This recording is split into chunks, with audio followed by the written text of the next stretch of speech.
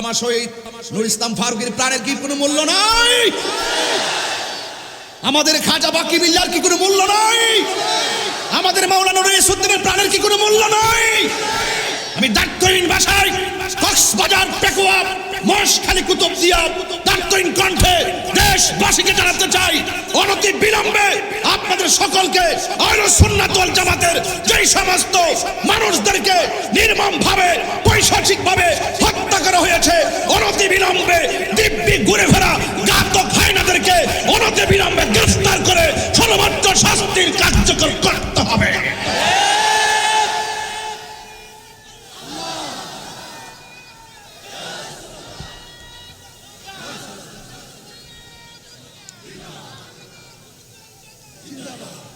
আসুন আগামী 27 এপ্রিল জাতীয় প্রেস ক্লাবে মসজিদের ইমাম মাওলানা রইসুদ্দিনের হত্যাকারীদের সর্বোচ্চ শাস্তির বিচারের দাবিতে আহলুস সুন্নাত ওয়াল জামাতের পক্ষ থেকে আমাদের সকল সংগঠন পর্যন্ত সবার একান্ত ঐকান্তিক উপস্থিতিতে আমরা প্রতিবাদ মিছিল করব। প্রধানমন্ত্রীর বরাবর আমরা স্মারকলিপি দিব এবং আমরা চাই, ওরা কিন্তু এখনো আছে, আজকে হয়তো শহীদ ফারুকীকে তারা মেরে ফেলেছে, রইসুদ্দিনকে মেরে ফেলেছে, এই সমস্ত অপরাধীরা দিব্যি যখন ঘুরে বেড়ায় বুঝতে হবে তারা একদিন সুযোগ পেলে আপনাকেও মেরে ফেলবে। এরা এই দেশের নতুন কেউ না। 47 তাদেরকে কেউ বুঝে নাই, 71 তাদেরকে কেউ বুঝে নাই, 81 তো বুঝে নাই, 86 তো বুঝে নাই, 91 তো বুঝে নাই, 96 তো বুঝে নাই, 25ও বুঝবে না, 38ও বুঝবে না। এরা সব সময় এক শ্রেণীর মানুষ আছে যারা এই দেশের সত্যিকার অর্থে যারা আল্লাহর ওলির পক্ষে কথা বলে, রাসূলুল্লাহর পক্ষে কথা বলে, তারা তাদের কণ্ঠকে রুদ্ধ করতে চায়। আমরা কি আলাদা থাকবো না এক থাকবো? কারা কারা ঐক্যবদ্ধ থেকে কাজ করতে হাত তুলে দেখেন ইনশাআল্লাহ।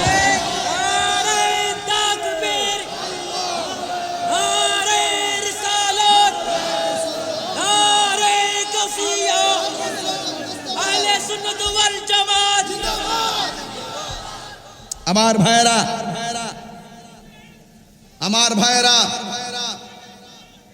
আপনারা হতাশ হবেন না। আমাদের রইসুদ্দিনের রক্ত আসলেই ইনশাআল্লাহ বৃথা যাবে না। এক মাকে কিন্তু শীত যায় না। আরে বিচার উপর দিকে হবে, অপেক্ষা করো। আমরা মোমেন, আমরা বলি আল্লাহকে মহব্বত করি,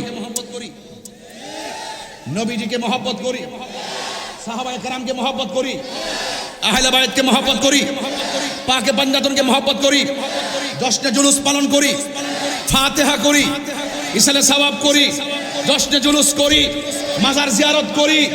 ইনশাআল্লাহ চলছে, চলবে। এটাই হলো সঠিক পথ, আহলুস সুন্নাত ওয়াল জামাতের পথ, শান্তির পথ, শান্তির পথ। এখন ঘরে বসে থাকার সময় নাই, এখন ঘরে কোনায় বসে থাকার সময় নাই। এখন আমাদের দাবি আমরা আদায় করতে হবে। নম্র ভাষায় থাকলে অনেকে দুর্বল মনে করে। আপনারা ইনশাআল্লাহ যদি থমকে যান তাহলে শেষ। আর বাতিল অপশক্তির বিপরীতে যদি দাঁড়িয়ে যান সাহস করে, তবেই আপনি বাংলাদেশ। ওয়ালা তাহিনু ওয়ালা তাহজানু ওয়া আনতুমুল আ'লাউনা ইন কুনতুম মুমিনিন। আল্লাহ বলছেন নিরাশ হয়ো না, হতাশ হয়ো না, বিজয় তোমারই হবে যদি তুমি মুমিন হতে পারো। আমরা কি বেঈমান না মুমিন? একটা সিরাত আছে না নাই? আমরা কি বাঁকা পথে না সোজা পথে? সোজা পথের নাম কি? ইহদিনাস সিরাতাল, জোরে কোন মারহাবা। সিরাত মানে রাস্তা। সিরাত মানে কি? অনেকে মুখে আছে সিরাত কিন্তু ভিতরে বাঁকা। মুখে আছে ইসলাম, ভিতরে কিছুই নাই। কথা বলেন ঠিক না বেঠিক? এখন আর শরিয়ার কথা কয় না, এখন আর নবীর পক্ষে আর কথা কয় না। এখন শুধু চাই ক্ষমতা। কইব ক্ষমতা না জনতা।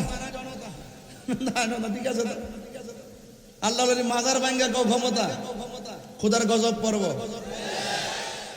97টা মাজার মাংস আমাদের এমপি মহোদয়কে বলে দিলাম। এগুলো আপনি বলবেন, কোটি কোটি সুন্নি জনতা আপনার সাথে আছে। এদেশে ইসলাম আনছে আল্লাহর ওলিগণ। 53 বছর পর এই বছর আমরা কোনোদিন দেখি নাই কোনো আল্লাহর ওলির মাজারে একটা ফুলের টুকা দিছে। যারা দিছে তারা কারা? এখনো ফেসবুকের পাতায় ঘুরতেছে, এখনো ইউটিউবে ঘুরতেছে। তদন্তের নামে বাহানা না করে আমি বলবো তরিকা বান্ধব, অলি বান্ধব আমাদের এমপি মহোদয় এগুলো তুলে ধরবেন। ইনশাল্লাহ আমরা আসি আপনার সাথে। হকের এক হানজালা কথা বলছে, সে যে কোন অঙ্গনের হোক, সারা বাংলাদেশের সুন্নি জনতা তাকে সমর্থন দিয়েছে। আমরা আমাদের নবীকে এত ভালোবাসি, নবীর পক্ষে কথা বলে কলিজাটা উজাড় হয়ে যায়। সে কওমীকরণ হতে পারে যখন সে সংসদে দাঁড়ায় বলছে যে এই দেশে যারা নবীর বিরুদ্ধে কথা বলবে তাদের সর্বোচ্চ শাস্তির বিধান কার্যকর করতে হবে, এবং দায়িত্বহীন কণ্ঠে বলছে যে আমার নবীকে যারা শেষ নবী মানে না তাদেরকে অমুসলিম ঘোষণা করতে হবে। দায়িত্বহীন ভাষায় বলার পরে আমাদের মন ঠান্ডা হয়েছে। আমরা এটাই চেয়েছিলাম, আমাদের জীবন তুচ্ছ, মুস্তাফার মহব্বত আমাদের কাছে সবার শ্রেষ্ঠ। কিন্তু তার ডানে বামে সামনে পিছনে অনেক ইসলামী দলের লোকজন বসা ছিল, যারা ইসলাম কায়েম করতে চায়, যারা শরিয়া কায়েম করতে চায়, যারা তো টিকিট দিতে পুরো সব ব্যস্ত পাঠিয়ে দিয়েছিল। হ্যাঁ, আমি ভাবছিলাম যখন হানজালাই বক্তব্য দিছে, আমি মনে মনে ভেবেছিলাম যে ওই সমস্ত ধর্ম যারা ধর্মের নামে কথা বলেছে, যারা বলেছে আমরা ইসলাম প্রিয়, তারা মনে হয় টেবিল থাপড়ায় ভাঙ্গে ফেলাইব। দেখলাম যে একটা কথাও বলে নাই। তার মানে বুঝতে হবে নবী বড় জিনিস না, নবীকে ইউজ করে, ইসলামকে ইউজ করে তারা এই দেশ এবং দেশের মানুষের বিপরীত অবস্থা নিতে চায়। আর নাইলে কথা বললেন না কেন? প্রতিবাদ করলেন না কেন? 2 মাস হয়ে যাবার পরও এই পর্যন্ত আপনারা ইসলামী মূল্যবোধের আলোকে একটা কথা সংসদে উত্থাপন করলেন না কেন? আপনারা যদি সকল বাংলাদেশের ইসলাম প্রিয় মানুষদের পক্ষ থেকে ম্যান্ডেট নিয়ে থাকেন, তাহলে মাজার ভাঙলো এই ব্যাপারে কথা বললেন না কেন? নবীর বিরুদ্ধে কটূক্তি করলো এই ব্যাপারে কথা বললেন না কেন? রইসুদ্দিনকে হত্যা করলো এই ব্যাপারে কথা বললেন না কেন? তার মানে বুঝতে হবে আপনাদের মুখে ইসলাম আছে, অন্তরে ইসলাম না। আমার অন্য কোনো কিছু নিয়ে আফসোস নাই। আমি অত্যন্ত সার্থক হব শুধু সুন্নিরা যদি এক হয়ে যায়। আর কিছু আছে? ইনশাআল্লাহ বলেন, ইনশাআল্লাহ বলেন। আমার কথায় কেউ রাজনীতি গন্ধ খুঁজবেন না, রাজনীতি গন্ধ খুঁজবেন না। আমি বলবো যারা সুন্দর করে ধর্মের কথা বলেন, এদের নাটক দেখতে দেখতে জনগণ অতিষ্ঠ হয়ে গেছে। কথা কি সঠিক? এই জন্য বলুন ইজ্জতের মালিক কে? জাহান্নামের উপর একটা রাস্তা হবে কিনা বলেন না কেন? জাহান্নামের উপর একটা রাস্তা হবে কিনা? রাস্তার নাম কি বলেন না? রাস্তার নাম কি? এখানে শুধু আমরাই উঠবো, আর কেউ উঠতো না। হিন্দু, খ্রিস্টান, বৌদ্ধ, নাসারা, মুসলমান, যত দল বিদল আছে সবাই উঠবে ওই রাস্তায়। উঠার পর আল্লাহ বলবেন পার হও। সেই দিনটা কিন্তু অপেক্ষা করতেছে।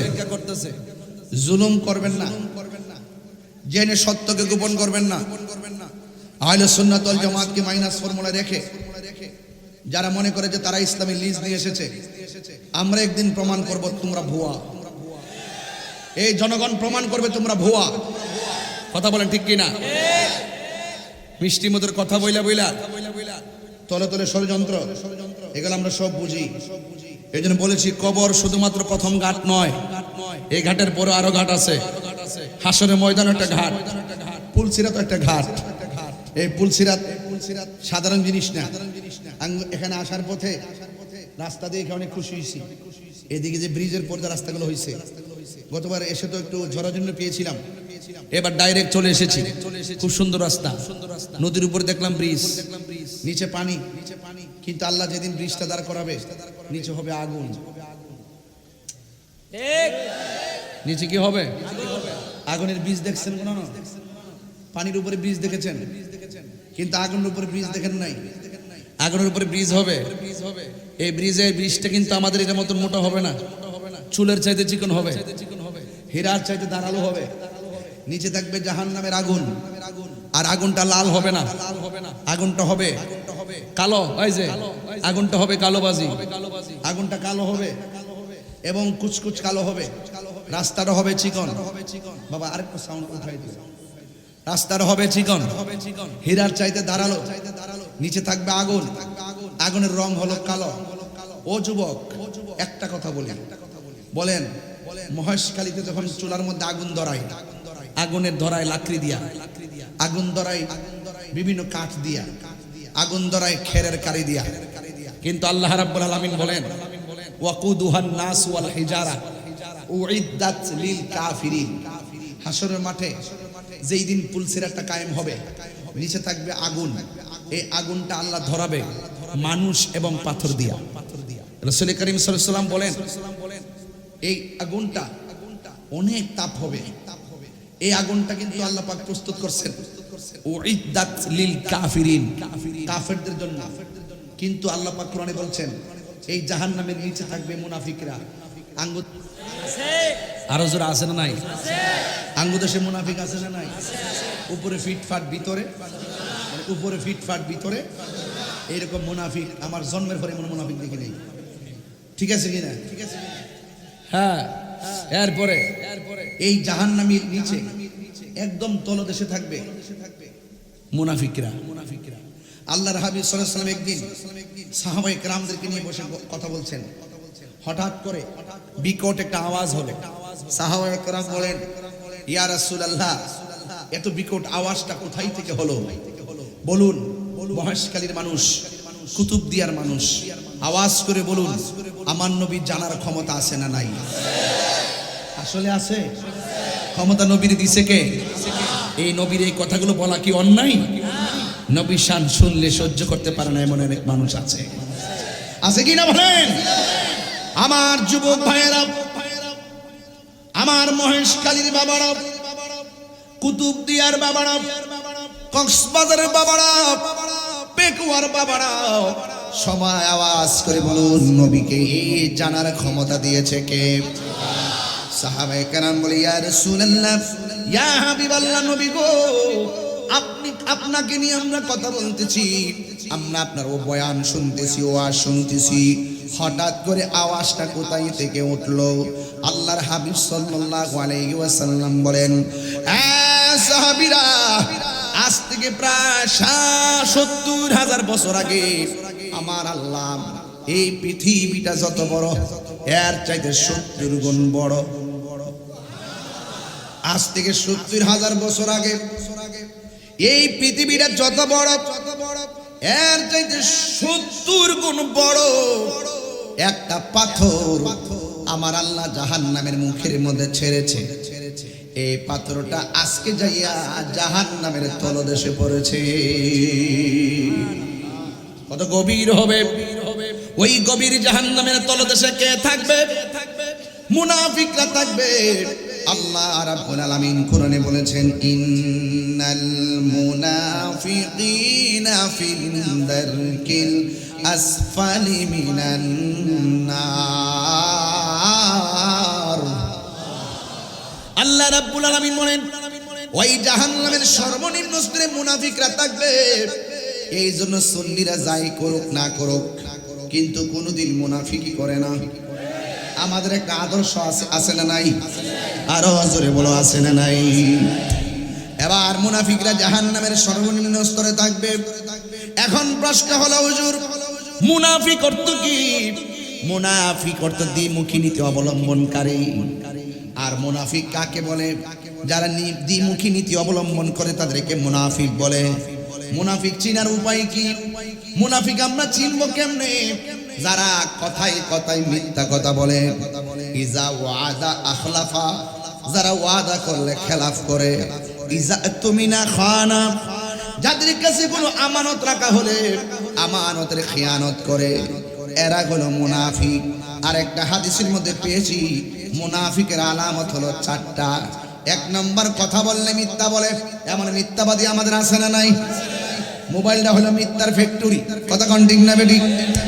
কথায় কথায় মিথ্যা বলে। আর 2 নম্বর ওয়াদা করলে খেলাফ করে। 3 নম্বর যাদের কাছে আমানত রাখা হলে আমানতের খেয়ানত করে।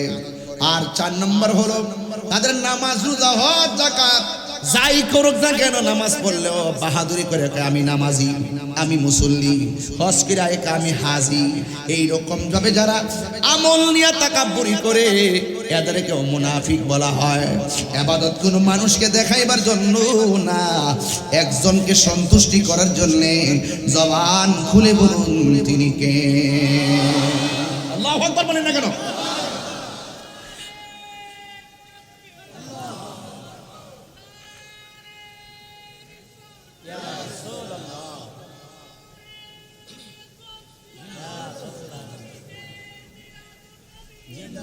আমার ভাইয়েরা, খুব মনোযোগ দিয়ে শোনা লাগবে। আমার নবী, আপনার নবী রাহমাতুল লিল আলামিন, তিনি বলছেন জাহান্নামীর উপরে যখন বৃষ্টি দেওয়া হবে, সেদিন বোঝা যাবে কে আসল আর কে নকল। দুনিয়াতে বাটফারি কইরা ছাড় পেলেও আল্লাহ ছাড় দেয় কিন্তু ছেড়ে দেয় না। কথা কোন ঠিক কিনা? আল্লাহ ছাড় দেয় কিন্তু ছেড়ে দেয়। আল্লাহ ধরা কি নরম না শক্ত? ইন্না বাতশা রাব্বিকা লাশাদীদ। আল্লাহর ধরা অনেক শক্ত। যুবক ভাইরা মনোযোগ দেন, মনোযোগ। ওয়াজ ইমোশনের জায়গা না, কিছু নেওয়ার জায়গা। এখন একটু কথা বলি ভিন্ন আঙ্গিকে, কারণ এখন সময়টা আগের মতো না। এখন সময়টা হলো আমাদের সুন্নিয়তকে তারা নস্যাৎ করে দেওয়ার জন্য ষড়যন্ত্র করছে। কোনোদিন বিক্রি হবেন না, মনে থাকবে তো ইনশাল্লাহ। ওই সমস্ত জাহেলদের পাল্লায় আমরা পড়বো না ইনশাল্লাহ। পড়বেন আপনারা? এই জন্য আল্লাহর হাবিব বলেন জাহান্নামের উপরে যে রাস্তাটা হবে, রাস্তার নাম কি? আরো জোরে কর না। ওই পুলসিরাতে যখন মানুষ উঠবে, ওই পুলসিরাতের ভিতরে 7টা ঘাট হবে, 7টা ঘাট। প্রথম ঘাটের মধ্যে আমার আল্লাহ রাব্বুল আলামিন জিজ্ঞেস করবে ঈমান সম্পর্কে। তাইলে বোঝা গেল আলা আলা ঈমান আনি মাল্লা মুহাব্বত আলা, যার অন্তরে নবীর মহব্বত নাই তার ঈমান নাই। যার ঈমান থাকবে না তার জাহান্নামের উপরে দিয়ে পুলসিরাতে পড়ে যাবে। পুলসিরাত কেটে কেটে জাহান্নামে পড়ে যাবে। বান্দারে জিগাইবে, ও বান্দা, ঈমান সম্পর্কে তুমি কিছু বলো। বান্দা বলবে আল্লাহ আমরা ঈমান আনছি তোমার উপরে, ঈমান আনছি তোমার বন্ধু নবীর উপরে, ঈমান আনছি নবী রাসূলদের উপরে, ঈমান এনেছি তাকদীরের উপরে, ঈমান এনেছি আখিরাতের উপরে, ঈমান এনেছি ফেরেশতাদের উপরে, ঈমান এনেছি আসমানি কিতাব সমূহের উপরে, ঈমান এনেছি আখিরাতের উপরে। এ বন্ধু গো, এখন হিসাবটা মিলাই দেখেন। প্রথম প্রশ্নটা হবে ঈমান নিয়া। আল্লাহ মানা নবী মানা নয়, নবী মানলেই আল্লাহ মানা হয়। এই বাস্তবকে বুঝে না, কই এটা কিভাবে? মাইকটা খুব ভালো করছে। তুমি খুশি? খুশি, খুশি। আমি হচ্ছে মাইক ভালো, মাইকের মালিক খুশি।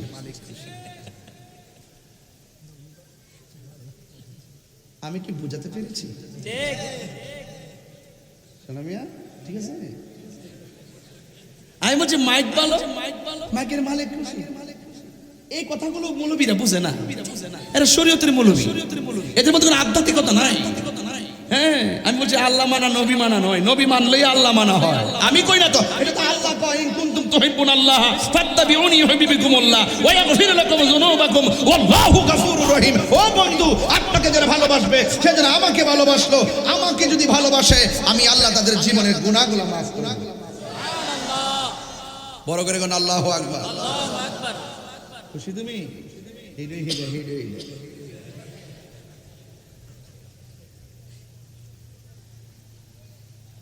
আপনারা বুঝতে পারছেন আমার কথা? কবরে গেলে সব কিন্তু শেষ হয়ে যাবে। কোন বাহাদুরি চলবে না, কথা কন না। কোন বাহাদুরি চলবে? চলবে না, চলবে। আহা, হারিয়ে যাব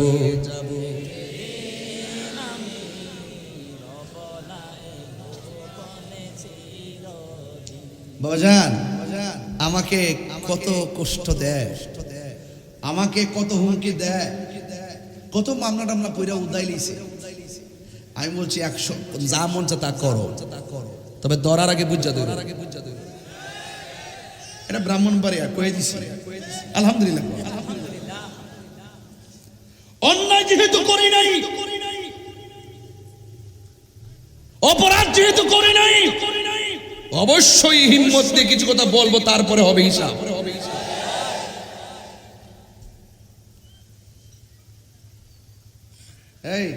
এই খুশি তো মুখে?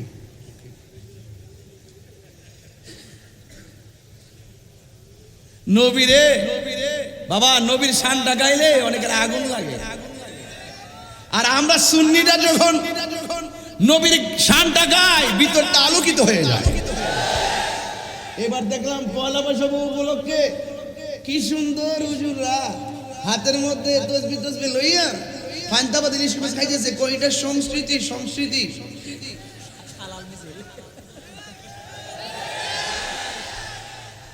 কত প্রকার বাটফান। আর আমরা যখন সবে বরাতে হালুয়া রুটি খাই, ঈদে মিলাদুন নবীর জশ্নে জুলুস যখন করি, তারপর বিতরণ করি, নবীর শান গাই, মিলাদ কিয়াম করি, তখন ইডারে তারা বেদাতের ফতোয়া দেয়।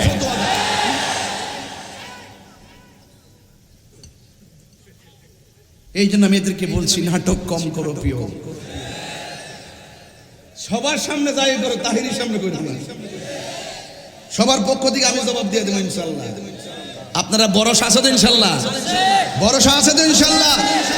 পাইছেন তো মনের মতো এমন এমপি মহোদয় আমরা হয় না।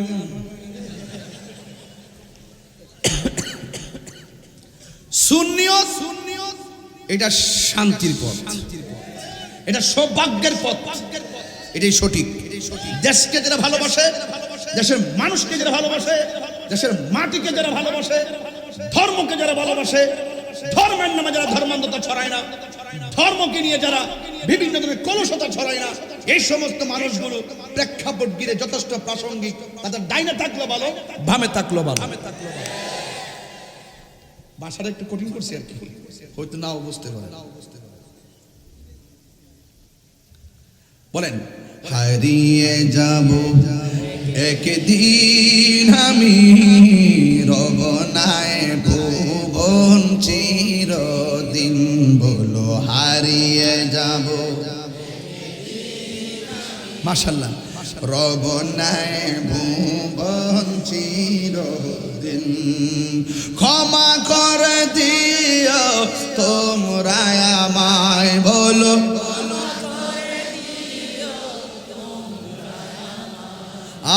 ভুল করে থাকো যদি কোনো দিন, হারিয়ে যাব একদিন আমি, রব নাই ভুবন চিরদিন।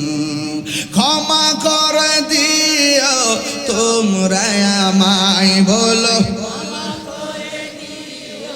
তোমরা আমায়। ভুল করে তাকে যদি কোনো দিন, হারিয়ে যাব আর রব নাই ভুবন চিরদিন।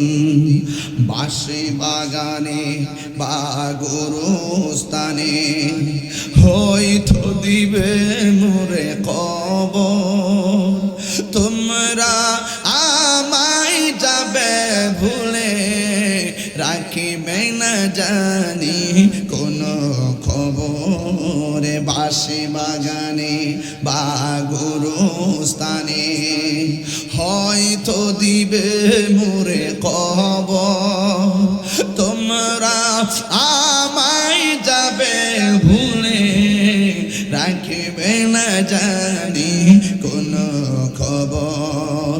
পড়বে কি মন আমার কথা, ফেলবে কি অস্ত্র কোনো দিন, হারিয়ে যাব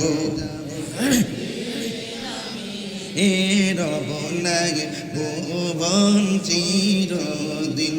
বলো হারিয়ে যাব একদিন আমি, রব নাই ভুবন চিরদিন। জোরে জোরে কি আল্লাহু আকবার বলা যাবে না? বন্ধু আমি ওয়াজ শুরু করে দিয়েছি, আর ডানে বামে যাওয়া যাবে না রে বাবা। যদি পারেন একটু চোখের পানি ফেলে বাড়িতে যাবেন। আমি কিন্তু যাই বলি না কেন কাউরে আমি আঘাত করছি না, আমি শুধু ওই কথা বলতে চাই ভাই রে, একদিন দিয়ে তো মইরাই যাবেন। দুনিয়ার স্বার্থের জন্য কত মুনাফিকি করবেন, দুনিয়ার স্বার্থের জন্য কত সত্যকে আড়াল করবেন, দুনিয়াদারির জন্য কত নিজের ব্যক্তিত্বকে জলাঞ্জলি দিবেন। কথা গনা ঠিক না? আমি কাউকে আঘাত দেওয়া উদ্দেশ্য নয়।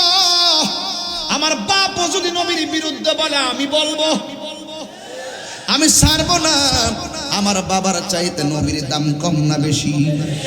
এই জন্য আমি বলেছিলাম, যখন মানুষ ফুলসিরাতের উপরে উঠবে তখন বলবে তোমার ইমানের হিসাব দাও। সে বলবে আল্লাহ তোমাকে আমরা এক বলে জানি। একটু আওয়াজ করে বলুন, আল্লাহ কি দুইজন না একজন? সবাই আমার সাথে পড়ুন, কুল হুয়াল্লাহু আহাদ আল্লাহুস সামাদ লাম ইয়ালিদ ওয়া লাম ইউলাদ ওয়া লাম ইয়াকুল লাহু কুফুয়ান আহাদ। এই সূরাটা সবাই পড়তে হবে। আল্লাহু আহাদ লাম ইয়ালিদ ওয়া লাম ইউলাদ ওয়া লাম ইয়াকুল লাহু কুফুয়ান আহাদ। আরেকবার পড়েন ভাই আমার, কুল হুয়াল্লাহু আহাদ লাম ইয়ালিদ ওয়া লাম ইউলাদ ওয়া লাম ইয়াকুল লাহু কুফুয়ান আহাদ। জোরে জোরে কি আল্লাহু আকবার বলা যাবে না? কয়বার বললাম? হাদিস শরীফের মধ্যে এসেছে, কেউ যদি সূরা ইখলাস একবার পড়ে কোরআনের 30 পারার মধ্যে 10 পারার সওয়াব দেওয়া হবে। 22 বার পড়লে 20 পারা খতমের সওয়াব দেওয়া হবে। 3 বার যদি পড়েন রে বাবা, তাহার আমল নামায় গোটা 1 খতম কোরআন তেলাওয়াতের সওয়াব দেওয়া হবে। ও মুরব্বি আব্বা, একটু সূরা ইখলাসটা বেশি বেশি করে পড়বেন। ও যুবক ভাইরা, প্রতি ওয়াক্ত নামাজের মধ্যে সূরা ইখলাস রাখবেন। ও আমার আম্মারা, যেই বাসায় খাওয়া দাওয়া করলাম, এরা দেখলাম অনেকে ভক্ত, অনেক আগ্রহের সাথে অনেক বেশি রান্না বান্না করে আমাদেরকে মেহমানদারি করেছেন। অনেক মকসুদ আছে, আল্লাহ যেন এদের মকসুদটা পূরণ করে দেয়। ও যুবকের দল, ও আমার মা, প্রতিটা ওয়াক্ত নামাজের ভিতরে অন্ততপক্ষে সূরা ইখলাসটা রাখবেন। এটা ছিল মা ফাতেমার অভ্যাস। মা ফাতেমাকে আমার নবী জিজ্ঞাসা করে, এ ফাতেমা, তুমি এমন ভাবে সূরা ইখলাস বেশি বেশি পড়ো কেন? মা ফাতেমা বলেন, ইয়া রাসূলুল্লাহ, ইয়া হাবিবাল্লাহ, নবী গো, এই সূরাটারে আমি বড় ভালোবাসি। আমার নবী, আপনার নবী বলেন, ফাতেমা, এই সূরাটা যারা কিয়ামত পর্যন্ত মহব্বত করে তেলাওয়াত করবে, সকালে 10 বার পড়বে, সন্ধ্যা বেলায় 10 বার পড়বে, আমার আল্লাহ রাব্বুল আলামিন পাঠকদের জন্য জান্নাতের ভিতরে আলাদা করে বালাখানা বানায়া দিবে। শুধুমাত্র তাই নয়, আমার নবী, আপনার নবী বলেন, কেউ যদি সূরা ফাতিহাকে বেশি বেশি মহব্বত করে, আমার নবী, আপনার নবী বলেন, সে যখন তেলাওয়াত করবে শুধুমাত্র তার নিজের সওয়াব হবে না, এই তেলাওয়াতকারীর উসিলায় তার আব্বা আম্মার গুনাহ পর্যন্ত আল্লাহ মাফ করে দিবে। শুধুমাত্র তাই নয়, সে একদিন যদি মারা যাবে, আজকে যারা হাজির হয়েছেন, হাজার হাজার মানুষ যারা মাহফিলে এসেছেন, আমি মহেশখালীর জন্য নতুন না, গতবার আমি 3 তারিখে না 4 তারিখে এসে গেছি মহেশখালী। আমি কিন্তু নতুন না, এই মাসের 25 তারিখে পেকুয়াতে আসবো ইনশাআল্লাহ। ও বন্ধু, আমি নতুন না, শুধু একটা কথা বলতে চাই, এই মাহফিলে যারা হাজির হইলাম, না জানি কার নামটা আল্লাহ আগে লিখে রাখছে দুনিয়া থেকে চলে যাবে। যদি আমি জানতাম আমি চলে যাব, ওয়াজ মাহফিলে বন্ধ কইরা ঘরের ভিতরে দরজা লাগাইয়া আমার রবের ইবাদতে মশগুল হয়ে যাইতাম। না জানি কার আগে কে কখন মারা যায় কেউ বলতে পারি না। কেউ দিনে মারা যাবে, কেউ রাতে মারা যাবে, কেউ সকালে মারা যাবে, কেউ বিকেলে মারা যাবে, কেউ রাত্রে মারা যাবে, কেউ সন্ধ্যায় মারা যাবে, কেউ দেশে মারা যাবে, কেউ বিদেশে মারা যাবে। এটাই হলো পৃথিবীর বাস্তবতা। কে আগে মারা যায় কেউ বলতে পারি না যেদিন মরে যাই না কেন ফুলসিরাতের গেটের মধ্যে আমাদেরকে যাওয়া লাগবে। এবার বান্দারা আল্লাহ রাব্বুল আলামিন হাবিব বলতেছেন, পৃথিবীর মানুষ তোমরা যারা সূরা ইখলাসটা মনোযোগের সাথে পড়বা, তুমি যেদিন মারা যাইবা তোমার জানাজার ভিতরে আপনজনরা সারি বাইন্দা যাইবো, ভাই যাইবো, দাদা যাইবো, বাবা যাইবো, বন্ধু বান্ধব সবাই মহেশখালী কুতুবদিয়ার বিভিন্ন ঈদগাহ মাঠে হাজির হয়ে যাবে। বন্ধু, একদিন হয়তো আমি চলে যাব, আমার জানাজার ভিতরে অনেক মানুষ শরীক হয়ে যাবে। আমাদের এমপি মহোদয়, আমার ভাই ফরিদ ভাই চলে যেতে পারে। একদিন এই যে দুইটা পাশে চেয়ারে বসে আছি, একদিন না জানি কোন দিন কার অ্যাবসেন্সে এই চেয়ারটা খালি হয়ে যায়, কেউ বলতে পারি না। জানাজার ময়দানে হাজার হাজার মানুষ উপস্থিত হয়ে যাবে। আল্লাহর হাবিব বলে, যারা সূরা ইখলাসকে মহব্বত করে, সূরা ইখলাসকে মহব্বত করার কারণে সে যেদিন মারা যাবে ওই জানাজার ভিতরে আপনজন সবাই উপস্থিত হবে, কিন্তু সূরা ইখলাসকে যারা মহব্বত করবে তার জানাজার মধ্যে আসমান থেকে হযরতে জিবরাইল এবং মিকাইল জানাজার ময়দানে হাজির হয়ে যাবে। আর বড় করে বলেন না সুবহানাল্লাহ। শুধু শুধু কি বুঝেন না, এই তিনবার কি লেগে পড়াইছি। আল্লাহ যদি এই তিনবারের কথাটা কবুল করে তাইলে আমাদের জীবন ধন্য হয়ে যাবে। আমরা গুনাহগার, ব্যস্ততার কারণে নামাজ পড়ার মতো পড়ি না, রোজা রাখলে রাখার মতো রাখি না, হজ করলে করার মতো করি না। এবার দেখো কত বছর দিন একটা ফ্লাইট গেল হজের উদ্দেশ্যে, আবার একের পর এক হাজীগণ যাবে মক্কা মদিনার উদ্দেশ্যে। আল্লাহ যেন আমরা সবাই হাজীদের সঙ্গে কবুল করে জোরে গণ আমিন। ওই মুহূর্তে আল্লাহ জিগাইব, ঈমান হিসাব দাও। বান্দা বলবে, আল্লাহ আমরা তোমাকে এক বলে জেনেছি, যদিও তোমার দেখি নাই, না দেখে তোমাকে সেজদা করেছি। আপনার মহেশখালীর মানুষ জবান কইলে বলেন, সেজদা পাওয়ার মালিক কে? আজকে অনেক মানুষ আমরা মাজার পূজারি কয় কি কয় না, এমন ভাবে আমরা উপস্থাপন করে মনে হয় যেন আমরা মাজার লইয়া ফিরে থাকি, মনে হয় যেন আমরা মাজারে সেজদা করি, মাজারে যেন সেজদা করি। আসলে আমরা মাজারে সেজদা করি না, জিয়ারত করি। জিয়ারত করা কি হারাম না সুন্নত? আরো জোরে করে, হারাম না সুন্নত? আমরা করি জিয়ারত, ওরা বলে আমরা পূজা করি। তাইলে এরা জন্মগতভাবে মিথ্যাবাদী, এরা 14 গোষ্ঠী মিথ্যাবাদী। হারামজাদা সাফার দাঁত ফলাই দেওয়া দরকার পড়ে।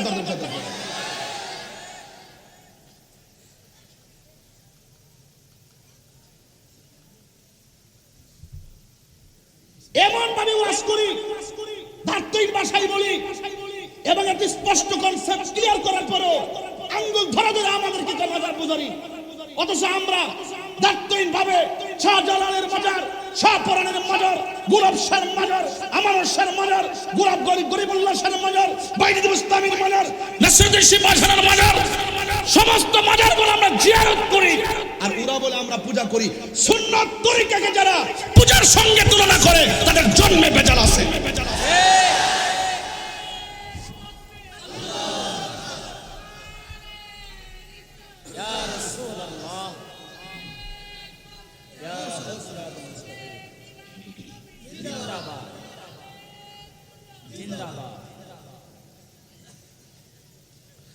আমার কথা কি রাগ করছেন আপনারা? সুন্নতকে কি কেউ হারাম কইতে পারবো? যেই ব্যক্তি নবীর সুন্নতকে অবজ্ঞা করে তার কি ঈমান আছে? আমি বুঝছি ফতোয়া দিছি, ফতোয়া তাহিরি পারলে উল্টা তোর 14 গোষ্ঠী লই আমার সামনে কিছু কই না দিক আছে, কই না দিক আছে।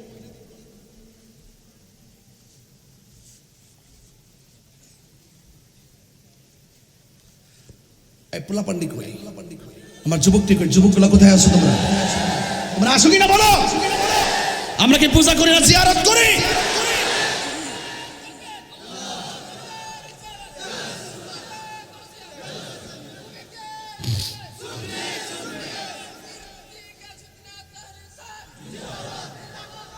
মাজার সুরক্ষা কমিটি করো, পাড়াই পাড়াই, মহল্লায় মহল্লায়, ইউনিয়নে ইউনিয়নে, উপজেলা ভিত্তিক, জেলা ভিত্তিক, রাষ্ট্রব্যাপী মাজার সুরক্ষা কমিটি করো। এবং মাজারকে যারা ভাঙার জন্য আসবে তাদেরকে প্রতিরোধ কমিটি তৈরি করো, দাঁত ভাঙা জবাব দেওয়া হবে ইনশাআল্লাহ। কথা বলে ঠিক হবে।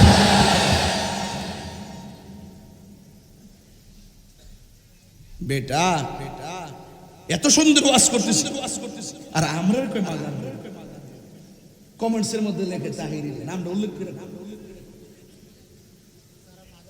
ভাগ্য ভালো যে কমেন্টসে সামনে আইলে একটা কফি খাওয়াই দিলাম।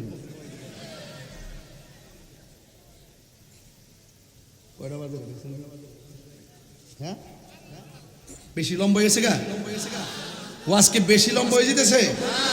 আপনার কি কষ্ট পাইতেছেন নাকি? আবার আর একটু সময় কি দিব আপনাদেরকে ইনশাল্লাহ? বলেন আল্লাহ কি দুইজন না একজন? আর আঙ্গুল দিল্লা করেন আল্লাহ, আল্লাহ কি দুইজন না একজন? আমরা কি আল্লাহ ছাড়া কাউকে সাজদা করি? সাজদা পাওয়ার মালিক কে? আল্লাহ ছাড়া কারোর কাছে মাথা নত করি? মাথা নত করি কার কাছে? সাজদা পাওয়ার মালিক কে?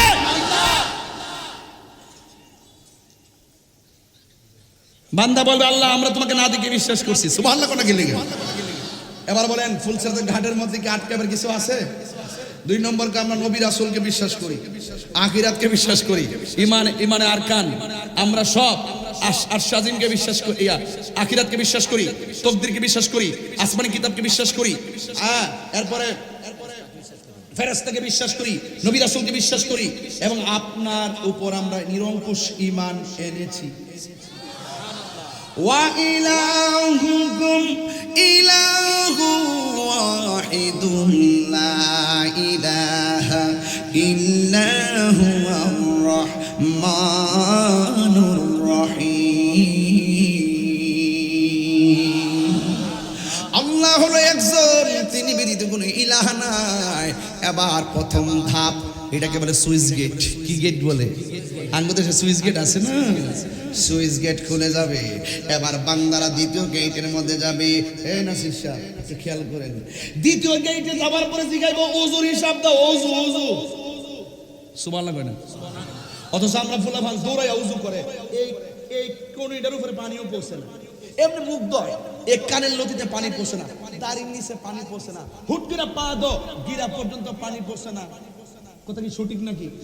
অথচ পুলসিরাতের মধ্যে দ্বিতীয় সুইচ গেটে জিগাইব ওযুর হিসাব দাও। তাহলে ওযুর ব্যাপারে জিজ্ঞাসা করবি নি? তাহলে এখন ময়স্কারীর মানুষের উচিত কি? ভালো করে ওযু করা, মনোযোগের সাথে ওযু করা, তারতিবের সাথে ওযু করা, খেয়াল করে ওযু করা, কোনো অঙ্গ প্রত্যঙ্গের জন্য কোনো গ্যাপ। সুন্দর করে রাসূল বলতেন যেই ব্যক্তি বিসমিল্লাহ বলে ওযু শুরু করবে, যতক্ষণ ওযু চলবে ততক্ষণ পর্যন্ত আসমানি ফেরেশতারা ওযুকারীর জন্য আল্লাহর কাছে গুনাহ মাফ চাইতে থাকে। সুবহানাল্লাহ।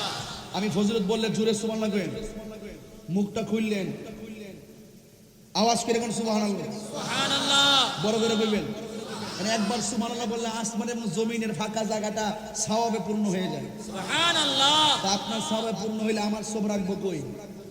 বেজার লাগেনি? এটা চিন্তা আমি করে দিব না, এত চিন্তা করার দরকার নাই। দুনিয়ার জমিন থেকে আসমান পর্যন্ত আজরাইলের বডিটা ছোট্ট একটা বাঙ্গা করে ঢুকে গেছে, কেমনে ঢুকছে এটা চিন্তা করার দরকার আছে? হ্যাঁ, এটা বোঝার চেষ্টা। এই যে এই যে এই যে কে দিকে স্যার এই কান্দে ফেরেশতা আসেনি? কেন আসেনি? ওজন লাগেনি?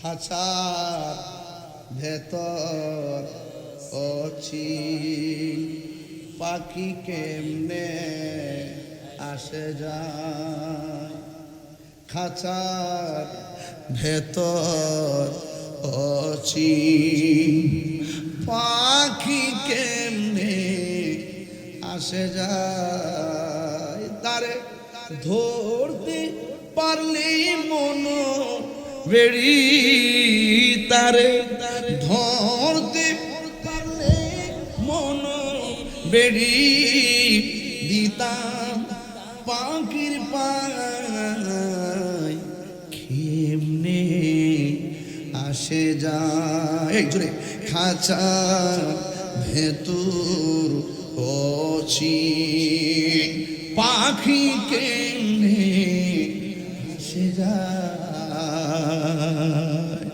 আমার ভিতরে বাল্ব আসেনি ভাই? বাল্ব আসে না? আছে তো? কিডনি আসেনি, মাথায় মগজ আসেনি, গোশতের ভিতরে হাড্ডি আসেনি। বায়োস্কোপ দিন বা ইসলামিক মেশিন সব দিয়ে দিয়ে রক বুঝে, হাড্ডি বুঝে, গোশত বুঝে, রক্ত বুঝে, সব বুঝে। কিন্তু এত মেশিন লাগাইলাম, রুহুটা কোন জায়গায় আছে কোন মেশিন ধরতে পারে না। একটু বুঝছেন, শরীয়তলে দূর মারেন না, মারফত নিয়ে বুঝছেন, কিছু হাকিকতে যোগ দিয়েন।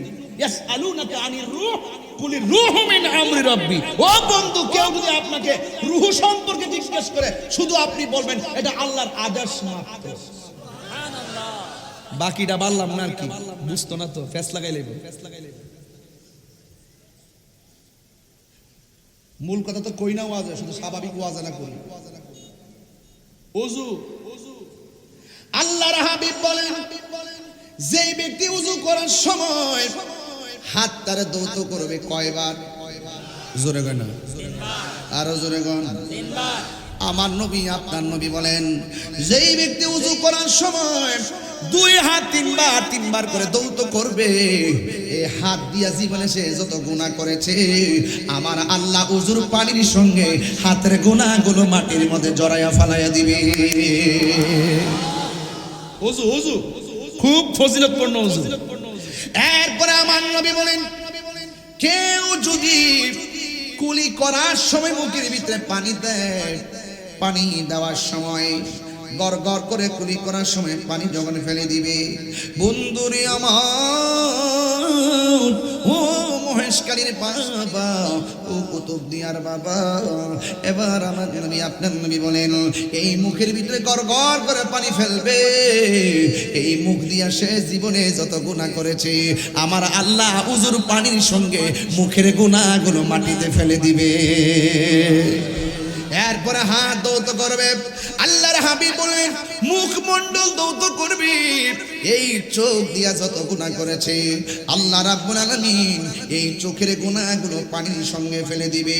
শুধুমাত্র তাই নয়, ওযু করার সময় থুতনির গোড়া থেকে, চুলের গোড়া থেকে, কানের লতি থেকে, আঙ্গুল থেকে, পায়ের আঙ্গুল থেকে যেই ফুটাটা ঝরবে, লাস্টের যেই ফুটাটা ঝরবে, এই ফুটার সাথে আমার আল্লাহ অল বডির গুনাহগুলো মাটিতে ফেলে দিবে। এরপরে এখানে সীমাবদ্ধ নয়, আল্লাহর হাবিব সাল্লাল্লাহু আলাইহি ওয়াসাল্লাম বলেন, ওযু করার সময় যখন বান্দা আসমানের দিকে তাকাইয়া কালিমা শাহাদা পড়বে, আল্লাহ রাব্বুল আলামিন তার জন্য 8টা জান্নাতের দরজা খুলে দিবে। সুবহানাল্লাহ, আল্লাহু আকবার। আমার যুবক ভাইয়েরা, আমার মুরব্বী বাবাজিরা, অনুরোধ করে বলি, 2 নম্বর হলো ওযু, 3 নম্বর হলো নামাজ। আপনারা জবান খুলে বলুন, সেই নামাজ আমরা চাই কি চাই না? আর জোরে বলো, চাই কি চাই না? নামাজ পড়বেন, হুজুরি কলবে নামাজ পড়বেন, নামাজ পড়া জান্নাতে যাবে, আবার নামাজ পড়া মানুষ জাহান্নামে যাবে। আমিনাতুন নাসিবাতুন তাসলা নারান হামিয়া, গাট্টি গাট্টি পরিমাণ আমল কইরাও দুজকের মধ্যে যাবে। কারা জানেননি? এখন আপনাদেরকে সহজে বুঝবেন। নবীর মনে কষ্ট দিয়া নামাজ পড়লে লাভ হবে না, মা বাবার মনে কষ্ট দিয়া নামাজ পড়লে লাভ হবে না, না না। আমার নবী, আপনার নবী বলেন, 3 নম্বর গেটের মধ্যে নামাজ নিয়ে জিজ্ঞেস করবি, 4 নম্বর গেটের মধ্যে জিজ্ঞেস করবে, হক নিয়ে জিজ্ঞেস করবি। আপনারা জবান খুলে বলেন, বান্দার হক মাইরা খাইলে জবাব দিতে আছে না নাই? আল্লাহ রাব্বুল আলামিন হাবিব বলেন, ও যুবক, আল্লাহ রাব্বুল আলামিন হাবিব সাল্লাল্লাহু আলাইহি সাল্লাম বলেছেন, আল্লাহ রাব্বুল আলামিন হাসরের ময়দানে 2টা গুনাহ কোনোদিন মাফ করবে না। জোরে কোন কয়টা? 1 নম্বর গুনাহ হলো যারা আল্লাহর সঙ্গে শরীক করে, কারণ ইন্না শিরকা লা যুলমুন আযীম, নিশ্চয় শিরক হলো সবচাইতে বড় গুনাহ। 2 নম্বর যারা মানুষের হক মেরে খায়। 3 নম্বর এই গেল 4 নম্বর। 5 নম্বর হলো যারা আত্মীয়তা সম্পর্ক ছিন্ন করে। আমাদের সমাজের ভিতরে গত কিছুদিন আগে ঈদ গেছে, ঈদের মধ্যে দেখবেন নিজের কাপড় কিনছে, নিজের বউয়ের কাপড় কিনছে, কিন্তু মায়ের কাপড় কিনতে মনে নাই। এমন অনেক সন্তান আছে না নাই? মাহফিল সাজালে আল্লাহ পায়ে যাবেন, অসম্ভব।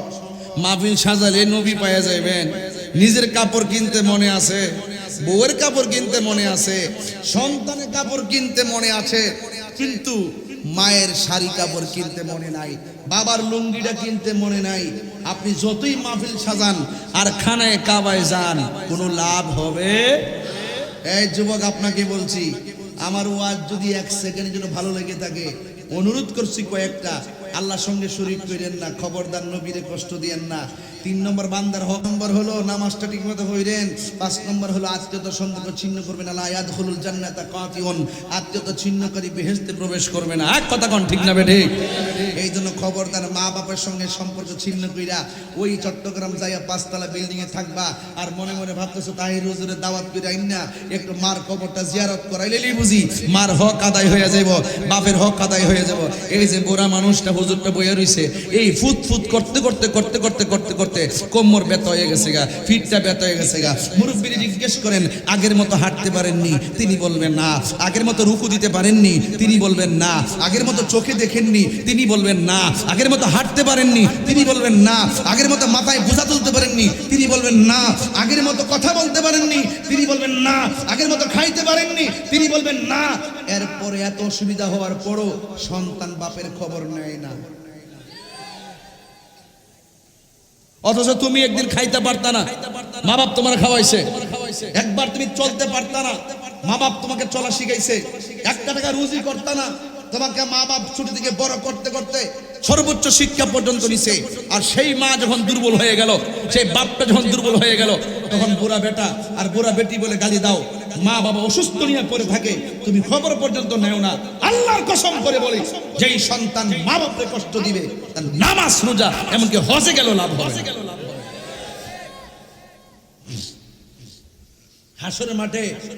হাসরের মাঠে দেখবেন কিছু কিছু বান্দা গায়ের মধ্যে আগুনের শিকল লাগানো থাকবে। আল্লাহ রাসূল জিগাইবো, আল্লাহ ওরা কারা?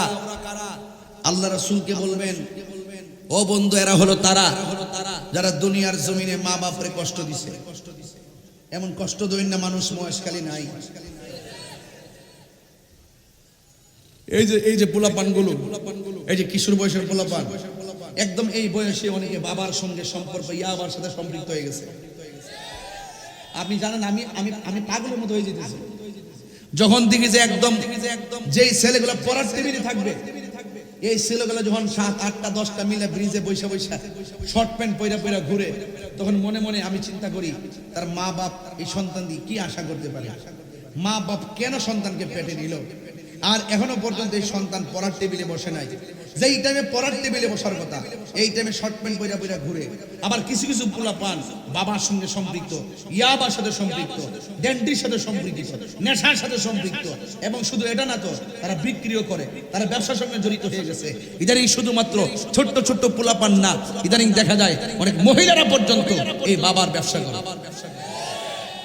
তাহলে বাবা শুধুমাত্র একটা ভাইরাস না, এটা মহাভাইরাসে পরিণত হয়েছে। বাবা শুধুমাত্র ইয়াবা, ফেন্সি, নেশা শুধুমাত্র একটা সমস্যা না, একটা মহা সমস্যায় পরিণত হয়েছে। যেখানে মহিলারা পর্যন্ত বডির মধ্যে বাবার ট্যাবলেট ফেকেট করে বাইন্দা বুরকা পইরা রাস্তায় গিয়ে ধরা খায়, তখন আমার মুখ দেখাইতে আর মনে চায় না। এই যে জেলের ছেলেগুলো পড়ার টেবিলে বসবে, ওই টাইমে পোলাপানগুলো বাবার ট্যাবলেট খাইতেছে।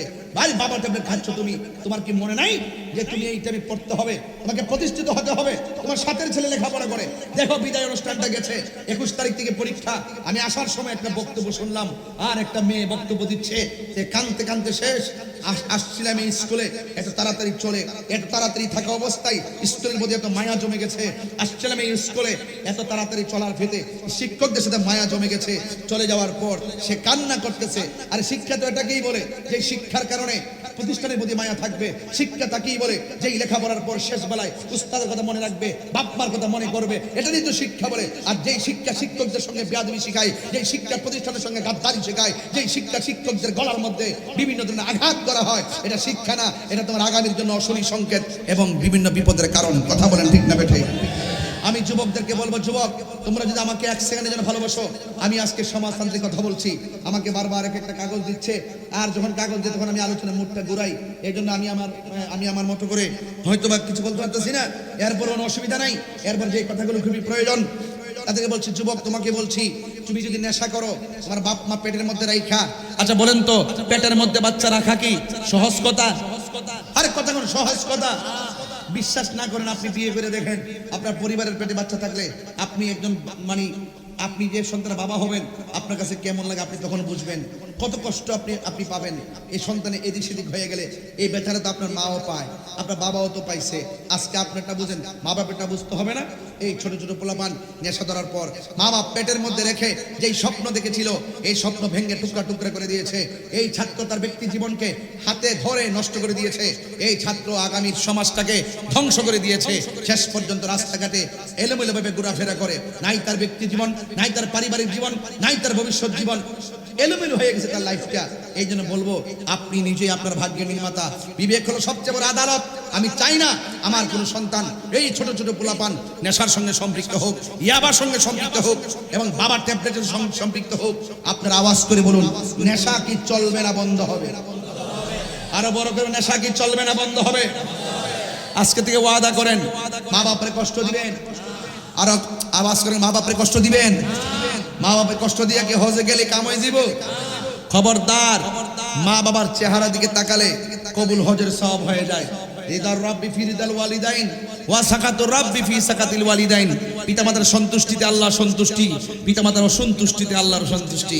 বাবা চিন্তা করেন না, হয়তো শেষ বয়সে কতটুকু সম্মান সন্তান খবর নেয় আমি জানি না। অনেক সন্তান আছে বাপ মার খবর নেয় না।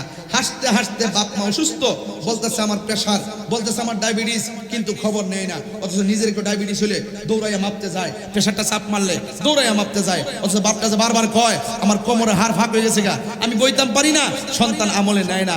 হাসতে হাসতে মা বাপরে দুকে দুকে তিলে তিলে মা বাপরে শেষ করে দিতেছো তুমি। খবরদার মনে রেখো, আল্লাহ রাব্বুল আলামিন যদি অসন্তুষ্ট হয়ে যায় তোমার কোটি টাকা কাজ হবে না, তোমার লেখাপড়া কাজ হবে না, তোমার ইবাদত কোনো কাজ হবে না। এই জন্য আমি প্রায় মাহফিলের মধ্যে, এই পৃথিবীতে আমাকে আনছেন আপনারা, আমাকে আপনারা এনেছেন, কত সুন্দর খাবার খাওয়াইছেন, চেয়ার দিয়েছেন ওয়াজ করার জন্য। আমি ওয়াজ করে চলে যাব। পৃথিবীর সবার কাজের মধ্যে স্বার্থ আছে, কিন্তু মা বাপের দোয়ার মধ্যে কোনো স্বার্থ নাই। খবর রাখবেন, এই পৃথিবীতে দুইটা মানুষ নিঃস্বার্থে দোয়া করে, একটা হলো আপনার মা, আরেকটা হলো আপনার বাবা। এই জন্য আমি প্রায় মাহফিলের মধ্যে গুনগুন করে ওই গানটা গায়, নিঃস্বার্থে ভালোবাসে শুধু আমার মা, ভবে যার তুলনা নাই। নিঃস্বার্থে ভালোবাসে শুধু আমার মা, ভবে যার তুলনা নাই। সেই মা তোমার চলে গেলে গো, সেই মা তোমার চলে গেলে সার হইব কান্দন। এই জগতে কেউ হবে না মায়েরই মতো, এই জগতে কেউ হবে না মায়েরই মতো। মা তোর আপন কইর যতন, আমার বাপ নাই তো এই জন্য বিনয় বিনয় কইতেছি, মা তোর আপন কইর যতন, মা অমূল্য ধন। এই জগতে কেউ হবে না মায়েরই মতো, এই জগতে কেউ হবে না মায়েরই মতো। বাবা গো বাবা, বাবা গো বাবা। কত মানুষ গাড়ি দিয়ে মাহফিলে নিয়ে যায়। আজকে বাপটার যদি এই মাহফিলে নিয়ে আইতাম, বাপটা যদি এত মানুষ দেখতো কত খুশি হইতো। আমার পোলা এত হাজার হাজার মানুষ নিয়ে কথা বলে। আজকে আমার ভাই এমপি হয়ে গেছে, আরে মা বাপ দাদা দাদি যদি বাচ্চা থাকে, আরে বাবা তারা যে কত খুশি হয় সন্তানের 100 উন্নতির ক্ষেত্রে, কত যে উন্নতির ক্ষেত্রে। আরে ভাই নাহিদ ভাই, ও শহীদুল্লাহ ভাই, জাহাঙ্গীর আলম ভাই, নাসির ভাই, যারা আসছেন, আমাদের ফরিদ এমপি মহোদয়, আপনারা যারা আসছেন, আরে মা বাপ যে কি জিনিস, পৃথিবীতে যদি এক্সটার্নাল কিছু হতে চান মা বাপের দোয়া ছাড়া হতে পারবেন না। আরে মা বাবার দোয়ায় সন্তান ওলি হয়, ওলি হয়, ওলি হয়। এই জন্য আমার বাপের কথা মনে হয়েছে তো একটু কন্যা আমার সাথে সবাই, বাবা গো বাবা, বাবা গো বাবা, বাবা তুমি কেমন আছো ছোট মাটির ঘরে, তোমার তোমার কথারি হৃদয় মাঝে পড়ছে বারে বারে বাবা গো বাবা বাবা গো বাবা কত আদর কত স্নেহ তোমার কাছে পেলাম সব কিছু হারিয়ে আজকে নিঃস্ব হয়ে গেলাম সব আছে বাপ মা নাই খালি খালি লাগতেছে কত আদর কত স্নেহ তোমার কাছে পেলাম সব কিছু হারিয়ে আজকে নিঃস্ব হয়ে গেলাম ভালোবাসি তোমায় বাবা বুকটা যে যাইছি রে ভালোবাসি তোমায় বাবা বুকটা যে যাইছি রে তোমার কথার হৃদয় মাঝে পড়ছে বারে বারে বাবা গো বাবা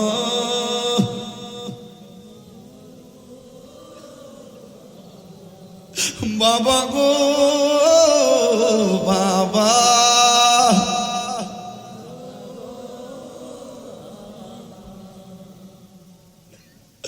ওই বাপটা কবরে শুয়ে রইল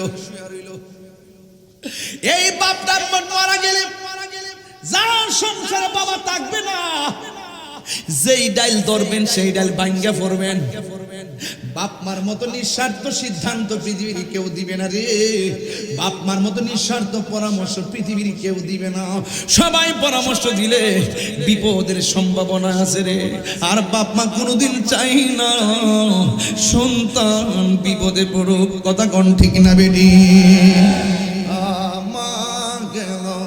এত দামি জানে না সকলে বলো মা কেন এত দামি জানে না সকলে মাত্র দুইটা শাড়ি বাঁশের মধ্যে লাইট দিছেন মাঝখান অন্ধকার দেখা যায় হয়তো বা লাইটটা আর কত দিবেন পাশেও দিছেন একটু মোবাইলে লাইটটা জ্বালাই দেন এই লাইটটা যেমনি জ্বলবো ঠিক এভাবে যেন আল্লাহ পাক মা বাপের কবরে নূরের বাতি জ্বালায়া দেয় একটু একটু জ্বালাইয়া দেন একটু জ্বালাইয়া দেন খেয়াল করেন যে আল্লাহ আল্লাহ গো আমার মা বাবা আমার ছোটবেলায় যেমন মায়া করছে এমন ভাবে তুমি আমার বাপারে কবরে মায়া করো আখিরাতে মায়া করো এই বেটা ঘরের মধ্যে খাওয়াইতে বইয়া কো হুজুর আমার ফুলার একটা আরজি আছে নানি ঘরের ভিতরে নানি আমি কিন্তু দোয়া করতেছি একটু হাতটা লড়াই বলেন কেউ উঠবেন না দোয়া করে সব বাইর যাবেন মা বাবা লিগে দোয়া করবেন আমি কিন্তু 5-6 মিনিট ভিতরে দোয়া দিয়ে দেব ইনশাআল্লাহ একটু হাতটা লড়াইলেরা মা কেন এত দামি জানে না সকলে বলো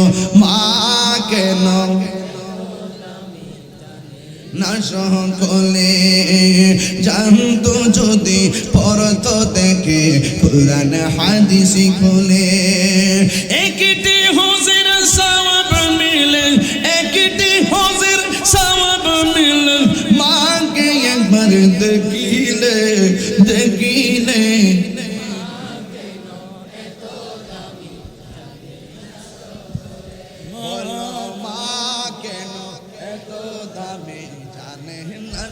সকলে 2 বছর পান করালো মায়ের বুকের দুধ কুলে পিঠে নিয়ে আমায় দিতেন কত সুখ 2 বছর পান করালো মায়ের বুকের দুধ কুলে পিঠে নিয়ে আমায় দিতেন কত সুখ সেই মায়ের কষ্ট দিলে সেই মায়ের খুদার আরো ছোটলে মা কেন এত দামি জানে না সকলে বলো মা কেন এত দামি জানে না সকলে মায়ের প্রসবের কালে কত কষ্ট পাই বেহুশ হইয়া পরে মায়ে আপন বিছানায় মায়ের প্রসবের কালে কত কষ্ট পাই বেহুশ হইয়া পরে মায়ে আপন বিছানায় সন্তান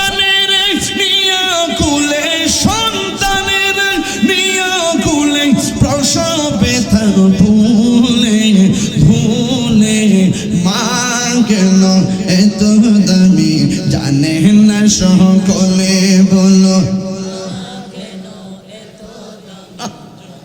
না সকলে জানতো যদি পড়তো দেখে কোরআন হাদিস খুলে চাই না পয়সা চাই না হীরা মানিক মুক্তা চাই না টাকা চাই না পয়সা চাই না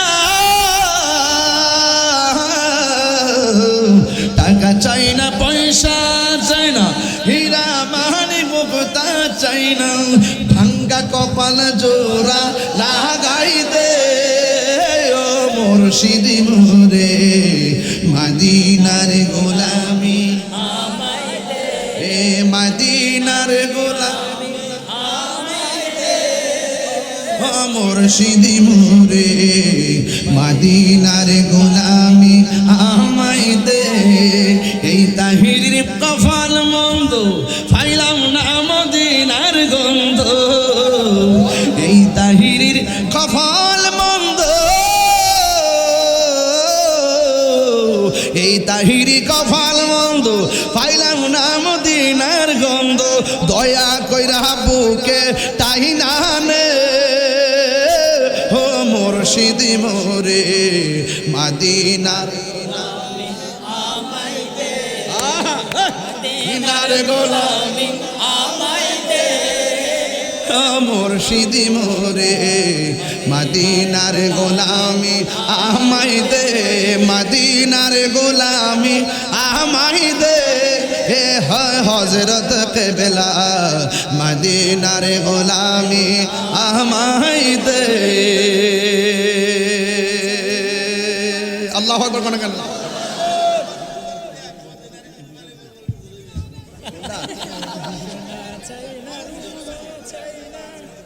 লাইন নেই তো আচ্ছা আচ্ছা সত্যিকারে কোন এ নাসির বসন্তি ফেট্টালে আর হয়েছে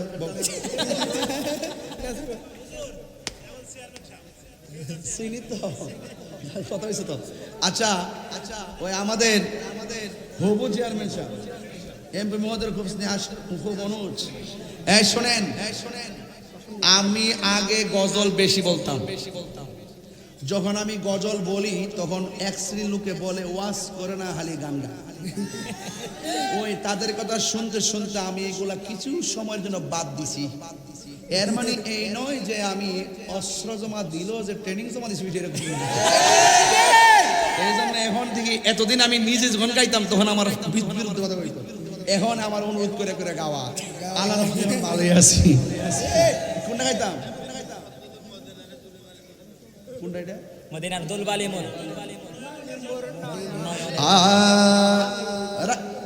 তোরা গাছ না খিতাব একটা মহব্বতে কর আমি মদিনার পাগল আমি নবীর পাগল আমি মদিনার পাগল আমি নবীর পাগল মদিনার দুলবালি মোর মদিনার দুলবালি মোর নয়নের কাজল আমি মদিনার পাগল আমি নবীর পাগল আমি মদিনার পাগল আমি নবীর পাগল আমার জিকির নবী নবী নবী নবী নবী নবী আমার জিকির নবী নবী দুই চোখে মদিনার ছবি আমার জিকির নবী নবী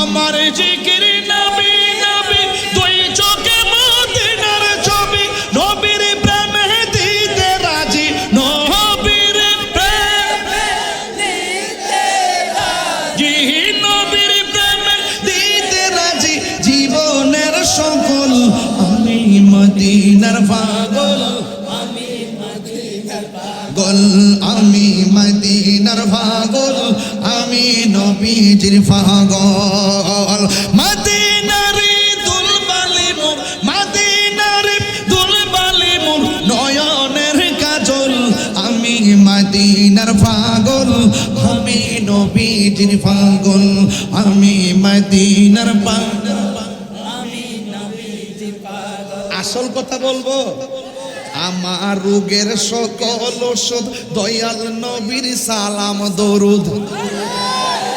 ইমান আসেনি, ইমান আসেনি। হাসান বিন সাবিত বলতেছেন, আমার যখন রোগ হয়, আমার যখন অসুস্থতা বাড়ে, আমার যখন সর্দি হয়, কাশি হয়, রোগ হয়, বেমার হয়, আমি দুনিয়ার কোনো ওষুধ সেবন করি না, দুনিয়ার কোনো মেডিসিন আমি সেবন করি না। আমি আমার মোহাব্বতে হুব্বে মুস্তাফার প্রেমে আমি যখন নাতে রাসূল সানায়ে মুস্তাফা আসমায়ে মুস্তাফা নাতে মুস্তাফা যখন পরিবেশন করি, আমি হাসান বসরির রোগ বিমার ভালো হয়ে যায়।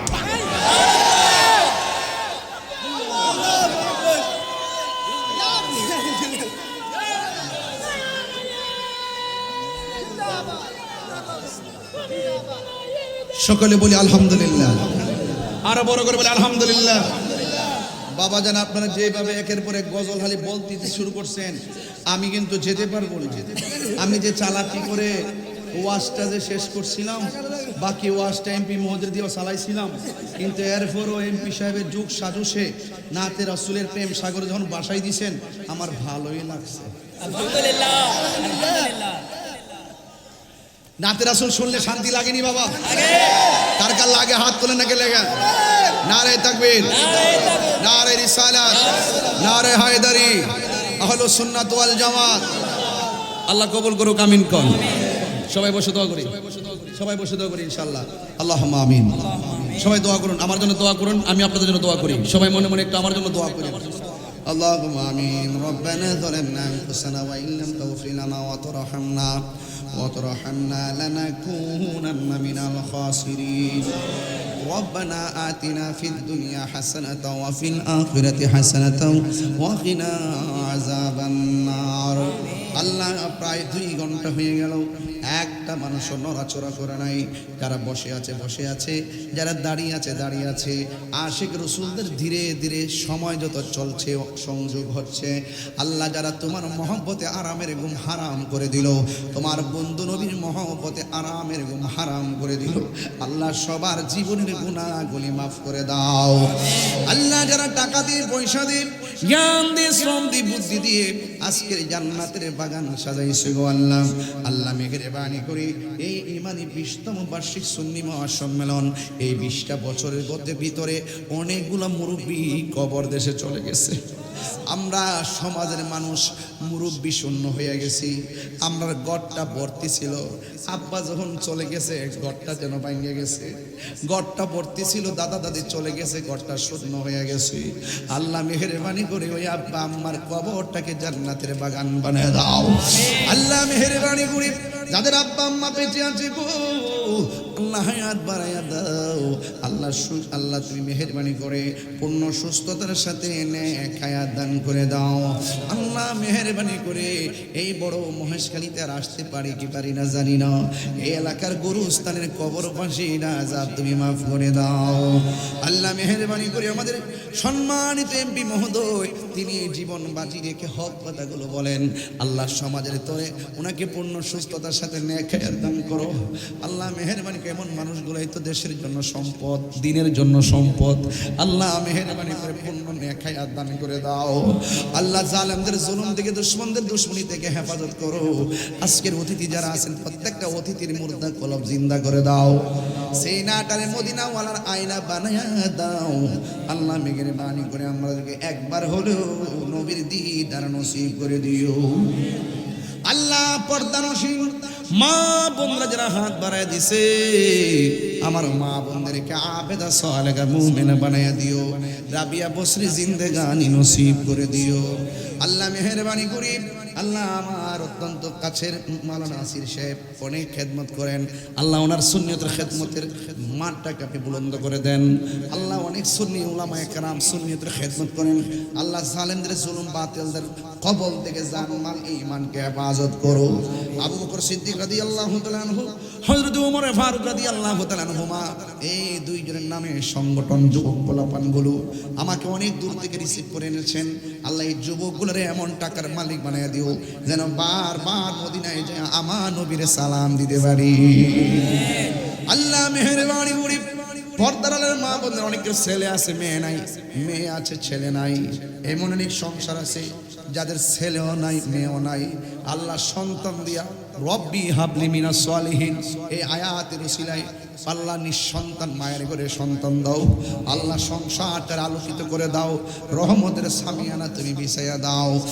আল্লাহ বহির্বিশ্বে যুদ্ধের সংকটের কারণে অনেক প্রবাসীরা বিপদের মধ্যে আছে, সবার জান মালকে আপনি আমানত রাখেন। আল্লাহ মেহেরবানি করে এই বাংলাদেশ থেকে আল্লাহ বিপদ আপদ তুলে নেন। আল্লাহ সকল মানুষকে নির্বিঘ্নে চলাফেরার তৌফিক দিয়ে দেন। আল্লাহ অনেকের বুকে ব্যথা, পিঠে ব্যথা, গ্যাস্ট্রিক, আলসার, প্রেশার, ডায়াবেটিস, হার্টের সমস্যা, দুনিয়ার ডাক্তার কবিরাজ বুঝি না গো আল্লাহ, দয়াল নবীর খাতিরে রোগ বিমার তুমি ভালো করে দাও। 21 তারিখ থেকে এসএসসি এবং দাখিল পরীক্ষা শুরু হবে। আল্লাহ মেহেরবানি করে ওই পরীক্ষার্থীদেরকে কামিয়াবি করে স্কুলে সুনাম মা বাবার কলিজা ঠান্ডা করে দাও। আল্লাহ মেহেরবানি করে আমাদের সবাইকে মাফ করে দাও। এই মাহফিলটা আগামী বছর নয় কিয়ামত পর্যন্ত তুমি কবুল করো। হাজার হাজার মানুষ, ডানে মামে মানুষের কোনো অভাব নাই। আল্লাহ আমরা সবাই 5 ওয়াক্ত নামাজি বানায় দাও। আল্লাহ এই যুব সমাজগুলোকে নেশা থেকে তুমি বাঁচায় রাখো। আল্লাহ খুন খারাপি থেকে সমাজকে তুমি হেফাজত করো। মহেশখালী কুতুবদিয়ার মানুষ আল্লাহ প্রত্যেকে তোমার হাতে হাওলা করে দিয়ে যাই। আল্লাহ আজকে আমরা যারা বসলাম এমন ভাবে নবীর কদম মুবারকে জান্নাতের ভিতরে কবুল করে নিও। আমার মরণের কতদিন বাকি আমি জানিলাম না গো আল্লাহ, মরণের কতদিন বাকি 40 দিনের আগে বাইরে মতের নিশানি আজরাইল আইসা কায়রা নিব চোখে দিয়া আন্দি আমি জানিলাম না গো আল্লাহ, মরণের কতদিন বাকি। আল্লাহ দেশদ্রোহী ধর্মদ্রোহী যারা হাত থেকে আমরা সবারে জান মালা মানত রাখবো। আল্লাহ মুরব্বী আব্বা দোয়া চাইছে তার সন্তান আল্লাহ ডাক্তার এবং আরেকজন পরীক্ষা দিব। আল্লাহ এমন ভাবে যারা দোয়া চাইছে যত নাম ধরে বলবো কত। আল্লাহ গো মেহেরবানি করে একটা হাত খালি ফিরাইয়া দিও না। हर तरफ से पहुंचेगा उन्हें आगे गिरा है हमें दे पना दे रो शहीद करबला की वास्ते बुलबुले बागे मदीना खुर्रत आयुने रसूल या नबी बी फातिमा खैरुन निसा की वास्ते बहुत कासिन कुल्लु नासिन शरीबुन कब्र बैतिन कुल्लु नासिन दाखिलुन या इलाही अपनी जात किबरिया के वास्ते खोले दे दरवाजे रहमत खुदा की वास्ते गुनहगार हम गुनहगार तो गफ्फारो व सल्लल्लाहु ताला हबीबिल करीम व अला आलिहि व अस्हाबिहि अजमाइन आमीन आमीन कलिमा तय्यबा ला